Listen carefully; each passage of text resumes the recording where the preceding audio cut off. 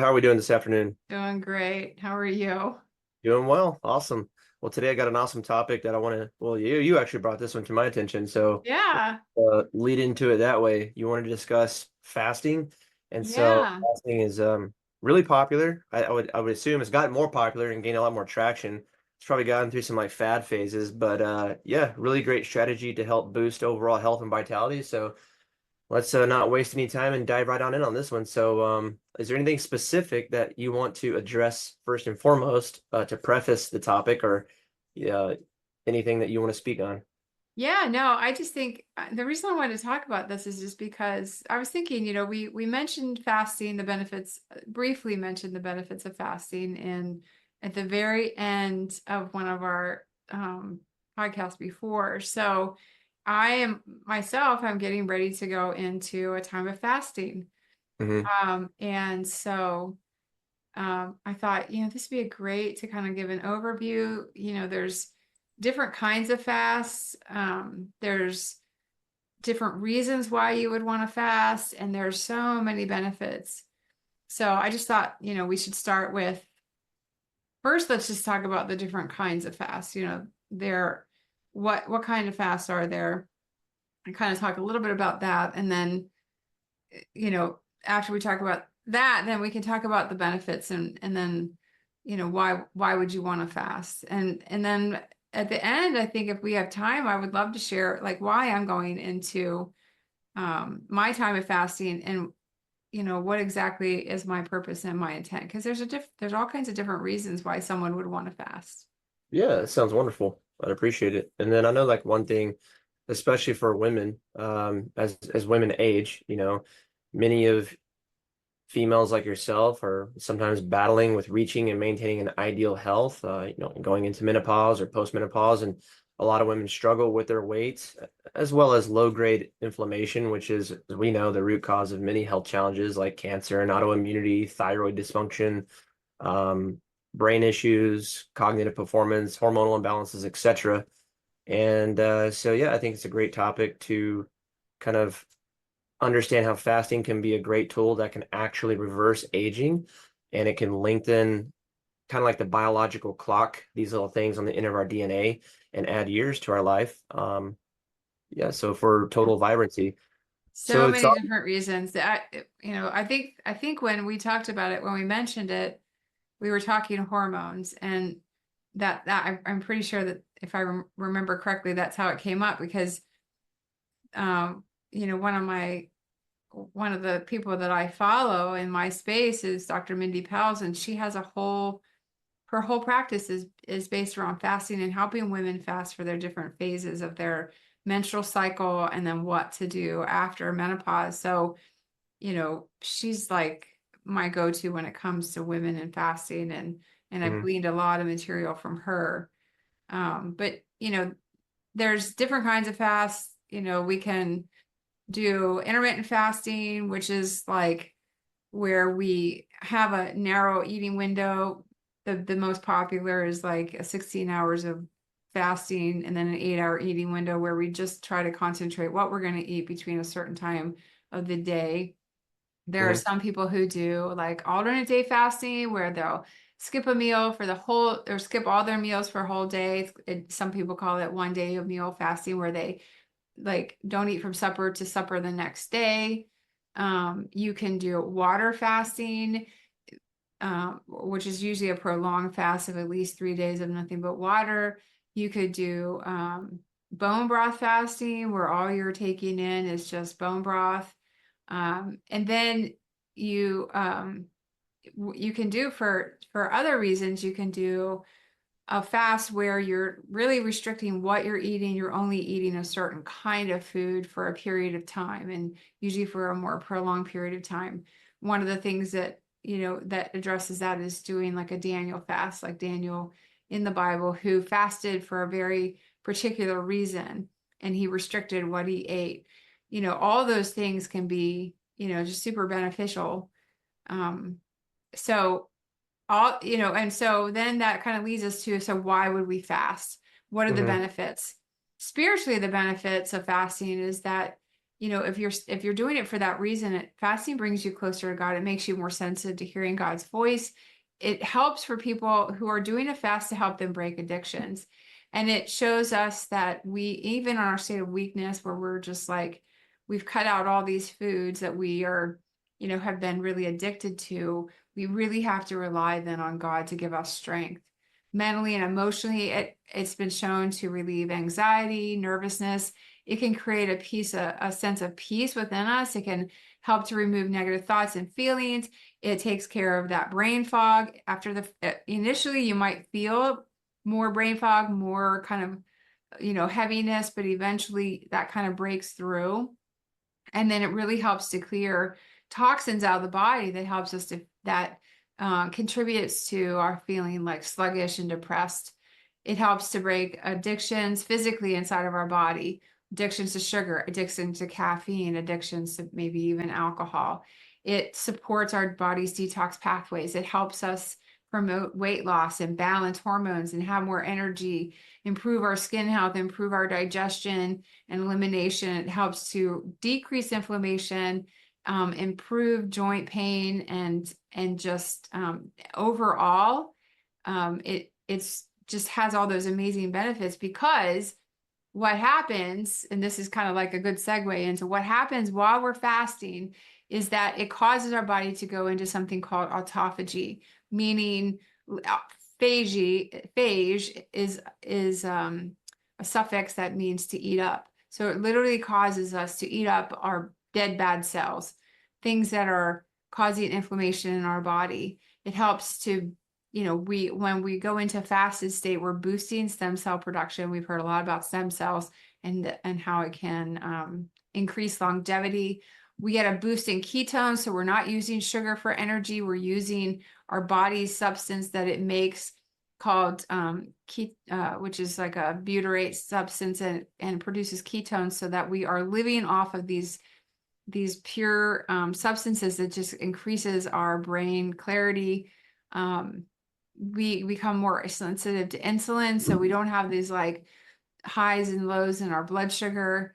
It fixes those little telomeres, like you mentioned, the little shoelaces that are on the end of the little rungs of the DNA ladder that kind of get frayed. It helps to repair those.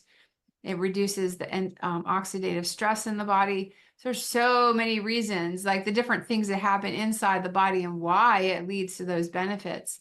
Fasting has even been shown to help when it reduces oxidation and reduces all that stress on the body. It helps to chew up and eat up those free radicals that damage cells, which can then lead to cancer. So it's been used for cancer treatment. There's a couple guys, well, a long time ago, there was something called the Hallelujah diet that people did to reverse cancer all the time. And it was really just a juice fast where they were taking whole fruits and vegetables, running them through like a masticating juicer, and just drinking this pure nutrients.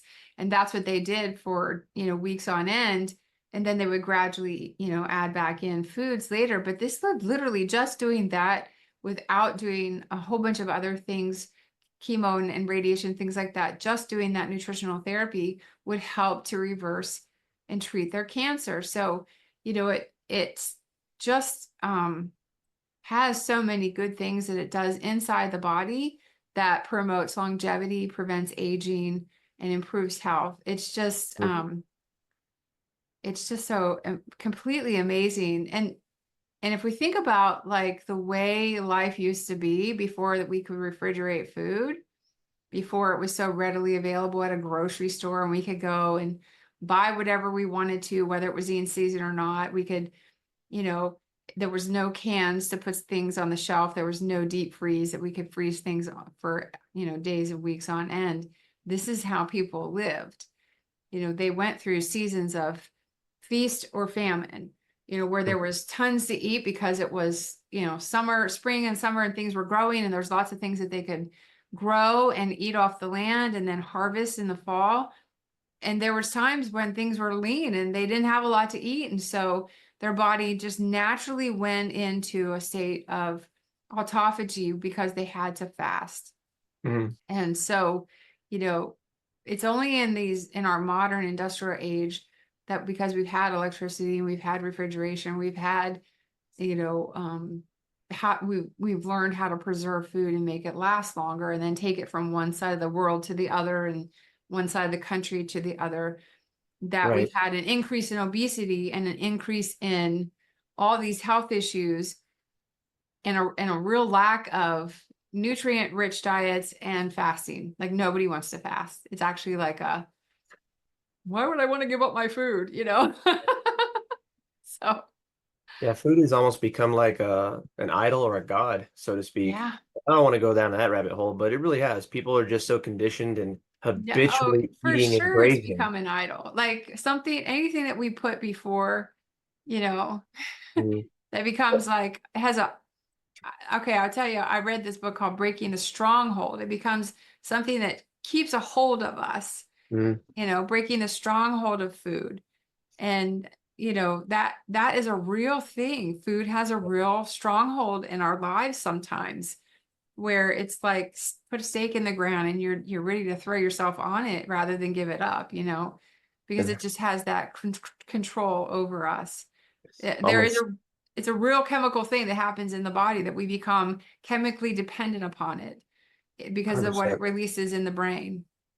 And there are some variables that may have led to the more addictive properties of today's food, but most people today they live to eat versus eat to live. Correct. And as you mentioned, the feast famine cycles of looking at our ancestors and just not having the widespread availability of supermarkets and such, and being able to freeze and preserve foods the way we do today.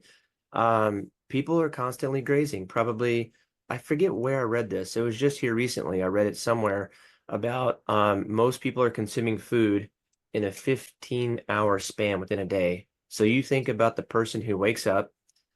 Most people in their rushing lifestyle are getting up in the morning, probably rushing to get ready for work or possibly getting their kids ready for school. They're popping something in the microwave or in the toaster, or they're swinging by something like Starbucks or a fast food convenience store for a quick bite to eat on the way to work. They get to eat, they get to work. Um, and maybe they're even buying something that they're going to consume a lot of caloric intake in a beverage, that's a lot of calories, but practically void of all nutrients for the body to perform optimally. And then they have these mid-morning crashes where they got to reach for another snack. Then they have lunch. Then they have another afternoon snack to avoid the 2 p.m. crash. Then they might have another snack. Then they have dinner. Then maybe a snack after dinner. And we never give our digestion or our body a break to really heal. And I personally practice the feast famine lifestyle. My wife and I, we typically eat once or twice a day. I switched it up today just because of my schedule is a little bit more different this afternoon. But normally I don't eat until later the afternoon. But because of some things going on this afternoon, I got it this morning, and my last meal yesterday was about 5 o'clock. I was like, I want to actually eat breakfast. I'm going to change it up. Yep, me too. I ate it like 10 or 10:30 instead of like 1 or 2 like I usually do. So, I ate at 8 a.m. oh, that was really early. early. Yeah. Yeah. I had a third pound grass-fed, grass-finished burger patty with an egg on it with some avocado, and then a tablespoon of MCT oil along with black coffee, and that had a teaspoon of butter in it. So I was full of like protein and fat, and that's just to kind of, satiate me through part of the day. And I haven't had any snacks or anything like that, and I feel fine. And that was just because, again, commitments I have later, and I didn't want to have to try to fight and squeeze in, and then have the stress, and just different dysregulations there. But oftentimes, when your body is adapted to be able utilize ketones the way they can, you can go through these intense periods of time to where you're super busy and don't have time to fit in a meal, and you feel just fine. It takes time to work up to that, because I've always told people fasting is like working out. It's a muscle that you have to develop. You can't just reach down and pick up a 50-pound dumbbell and Yeah. expect to do 8 or 9 reps with that 50-pound dumbbell. Right. You might not be able to do 12 hours, 13, 14, 16, 18 hours of fasting. So we want to incrementally work our way up. And you were talking about those like little Yeah. simple fasts, like, hey, let's have our last meal at 7 p.m. Let's not have our next meal until 7 a.m. So we give our body a full 12-hour rest. Yep. giving our digestion a break. Yeah. Um, and if there's anything that you would want to touch on that, I would love to talk about some of the reasons people may not feel well and some solutions they can do. But is there anything you wanted to add to that? Yeah, no, I think, I mean, everything you said is exactly what I do too, and what I often recommend. And I usually tell people start with intermittent fasting. Hmm. Don't go into like a 3 or 5 day water fast and Right. be completely fast naive. That would be like you would just like fall on your nose on the concrete, like that wouldn't be pleasant at all. Give yourself a chance to learn what it feels like to fast, Right. because it is a lot of fasting is a mental hurdle that we have to get over. We have to get over like the mental dependency that we have on whatever we're eating, whatever kind of food, and going through this like sense of depravity, like I'm really depriving myself of something. So Hmm. I usually tell people, don't eat after dinner. Hmm. And then say you normally have breakfast at 6 in the morning before you get up and go to work.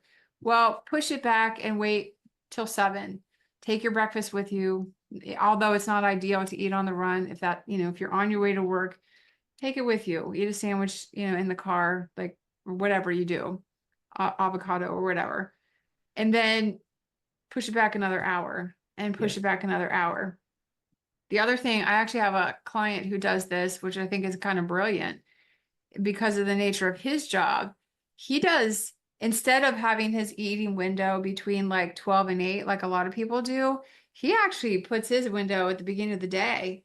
He only eats from 6 a.m. to 2 p.m. because he gets up at 4 in the morning, goes to the gym and works out. And he's not hungry. He feels great. He has lots of energy to work out. And he comes home and makes a big protein shake with, you know, lots of fruits and vegetables in it and his protein powder. And he does really well. And then, that'll be his breakfast. And then he'll have a really big lunch, like around 2 o'clock. And he does, keto. So he does like you just described, like some kind of grass-fed beef with that, like a big salad or chicken on a salad or something like that. Hmm. And then he doesn't eat after 2 o'clock, but he goes to bed at 8 at night, because he gets up so early. So Hmm. for him, it works better to do his eating window breakfast and lunch Yeah. rather than lunch and dinner. So I think if your schedule is conducive, that could actually be, a good way to get yourself out of the habit of eating. A lot of people graze at night after dinner, especially if Hmm. they're bored and watching TV, just out of habit, Yep. so I think that is definitely, something. And then the other thing I would say that kind of goes hand in hand with the fasting is diet variation. Goes a long Hmm. way too. So don't do the same thing every day. Like one of the things that you and I follow a lot, I know because we've talked about it, is I'll do 5 days of intermittent fasting with keto. And then my sixth day of the week is my like feast day. So I have breakfast, lunch, and dinner. I might eat more carbs than normal. And then from dinner that night to dinner the next night is my 1 meal a day fast where I do, I go a whole entire 24 hours without eating anything. And all that, what that does is it helps you to have that metabolic flexibility so that your body doesn't get used to a certain way and get stuck there. And for Right. women, this is huge, especially when we have all those fluctuating hormones at different times in the day. I'm sorry, at different times in the month where our estrogen goes up or our progesterone goes up, even postmenopausal like me, we still have some fluctuations in our teeny little bit of hormones that we do make. And you Hmm. can definitely notice the difference. And so if you eat to support your hormones and vary your fasting and the types of ways that you're eating for your hormones, this goes a long way to help so you don't have those crashes. You don't feel like you're get the hangries because you didn't eat. You don't feel the emotional things or the mental things that you kind of feel with the brain fog and the fluctuating emotions because of blood sugar switching, you Yep. know and the cortisol is rising and the need for sugar, the need for energy producing sources comes.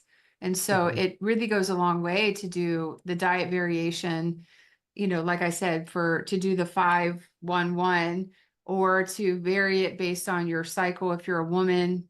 All those things are great ways to tap into ways to help your body, to support your body through what it's going through hormonally. 100%. If any of the viewers here are unfamiliar with some terminology, just come follow us on our socials. And we talk about this a lot in our postings and just things that we do. So come check us out there. But yeah, like you mentioned, the whole purpose of fasting is to activate this process called autophagy. And that's just the body's process of recycling damaged tissue, bad cells, bad stuff, the Like a garbage. Pac-Man. Yeah. And it removes it. And that's why we want to give ourselves this kind of break from eating. Because, since we've always been told to eat 5 or 6 times a day for good health, food is always within reach, as we've discussed. But as you mentioned, in terms of modern day hormonal problems, adaptation is very real. Women's hormonal systems are under a lot of pressure, and women with thyroid, especially hypothyroid or Hashimoto's and adrenal issues, do generally have a harder time becoming fat adapted or getting into that state of ketosis or being able to, have these peak energy levels and being able to just adapt cleanly with no issues. And a little bit of the things I was wanting to mention earlier about 3 reasons one might not feel well and some solutions that we can Oh do yeah. about it. Don't just jump into the fasting like you mentioned. Start off with like 12 hours, incrementally work your way up to 14 hours without food. The best way is to do it when you're sleeping at night. So, like you mentioned, having your last meal, then going 12 to 14 hours before having your first meal. A lot of times when people don't feel well, it's due to low electrolytes. So, adding sea salt to your water in the morning, some warm water with lemon juice, it'll help That's what this maintain. is. Sea salt Yeah, and lemon. I got water with sea salt, but no lemon, and it helps maintain your electrolyte level because when you Yeah. are fasting, you burn through those a lot quicker. Taking magnesium will really help. Magnesium malate or glycinate are two really good forms for that. Yeah. You may need to take like a more balanced electrolyte supplement, if you will, outside of just sea salt. If you do, you want to find one without sugar, obviously. And you just may not be fully adapted to that state of ketosis or in that level of being able to use fat for fuel. And you might need to spend more time, doing the 12 to 14 hour range before bumping it up to that 16 to 18-hour range. You had mentioned the 5-1-1. That just means like we're doing a variation of like our intermittent style of fasting within those 5 days of the week. That could be Monday, Tuesday, Wednesday, Thursday, Friday. And then you got one day of like, a total fast or a 16 to 18-hour fast if you're doing 12 to 14 hours during those 5 days of the week. Because again, we got to adapt it to our smelt burning toast. Someone must be making toast or something. It smells like, yeah, we use a gluten-free bread here sometimes, but I can smell it. So hopefully they're not catching something on fire in there. But if you're still not adapted after doing these strategies, you may be really toxic. We do mobilize toxins whenever we are trying to fast because the Yes. body's not digesting food. It's, toxins are stored in fat tissue. And when you're fasting, you might be mobilizing some of these toxins out. And so some things to do, you can take a binder. You can take like resveratrol that'll help gobble up, it'll add more Pac-Man to your system to gobble up the waste. And you can take something that'll also help quench any like free radicals or whatever that are being released from the cell. Because the big thing that we want to do is increase that cellular energy so that we can have more energy in the body to heal and ultimately have more energy to do things that we want to do in life. That was a lot of rattle off there, but I know we're kind of short on time. So if you want to Yeah. end on anything with that note, feel free to do so. But I appreciate it. Yeah, no, I agree with everything. I usually, when I put people on recommended protocol, and I suggest fasting, I usually or have already put into place things to help support their drainage Hmm. pathways, their detox pathways, their liver, their kidneys, their lymphatic system, things like that. And always support methylation, which is a way that we create energy and upregulate energy production and detox and hormone conversion, because some people don't do that well.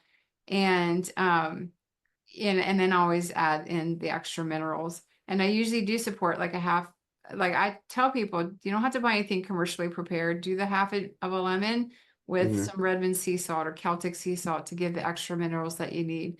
That will help to support your adrenals while you're doing something that does, plus it's stress, but it's Yeah. a good stress. It's called a hormesis, where you have stress, stress, stress is beneficial. and then all of a sudden it not is not beneficial. And that's when you need to kind of listen to your body.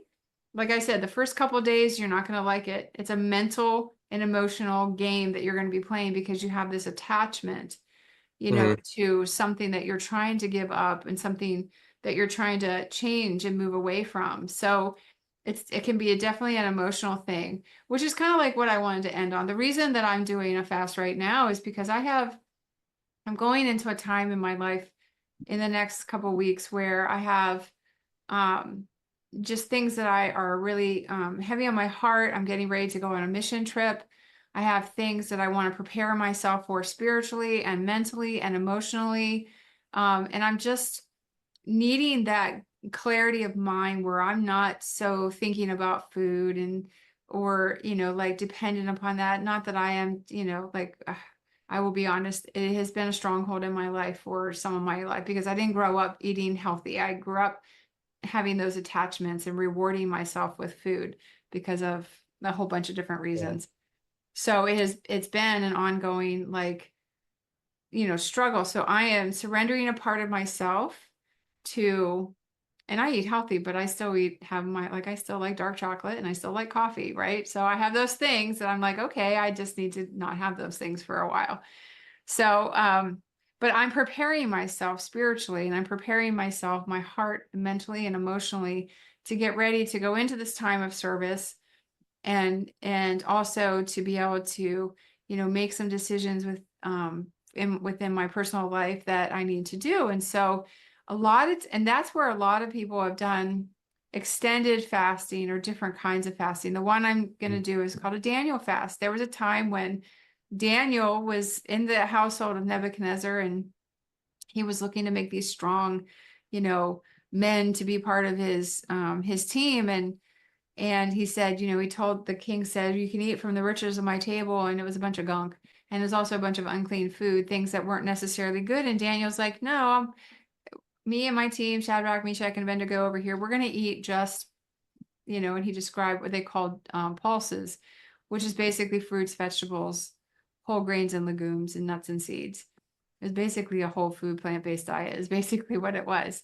But they didn't drink like the wine and things like that. They supported their body with water only. And they were head and shoulders like stronger than everybody else in their army who was eating everything else. And so it not only gave, helped to promote their own health and well-being, but it gave them time to set aside and really focus their attention. You know, typically with the Daniel fast, they say, take something, dedicate some time each day to prayer, journaling, to go along with as a spiritual and emotional practice to go along with your physical thing that you're doing right now. So whatever your reason, there's so many benefits that we've rattled off. Whatever your reason, fasting can be just so beneficial, so therapeutic for a physical reason, for a mental and emotional reason, and also can really do things to enhance your spiritual life. So I would say, give it a try. And I do think that we have a handout that we can maybe make available with this video that, describes what to do with fasting.